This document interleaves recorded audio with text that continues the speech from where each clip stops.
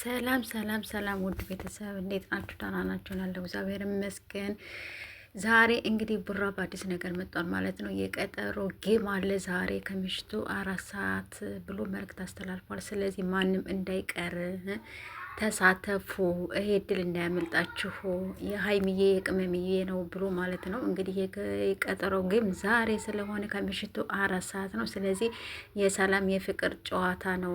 የተሸነፈ ተሸነፈ፣ ያልተሸነፈ ደግሞ ያው እንደዛው ማለት ነው። እና ስለዚህ ቻንስ ነው። የተሸነፈ ሰው ተሸነፈ፣ ያሸነፈ ሰው ደግሞ እንደዛው ማለት ነው። ስለዚህ ዛሬ የፍቅር ጌም ነው፣ የጸብ አይደለም ብሎ እሱ ማስተላልፏል። እኛም የምንለው ነገር ነው።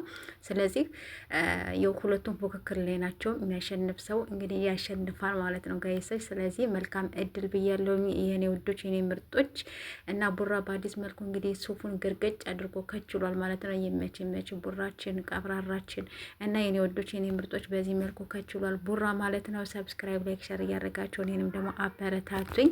ስትገቡ በላይክ ግቡ ፕሊስ ፕሊስ ፕሊስ። ይሄ እድል እንዳያመልጣችሁ። ዛሬ እንግዲህ የጨረቃ ፋሚሊ ትላላችሁ፣ እንዲሁም ደግሞ የአዳኞቹ ትላላችሁ የግምጃዬ ማለት ነው። ሁለቶችን በጣም ነው የምወዳቸው የማከብራቸው።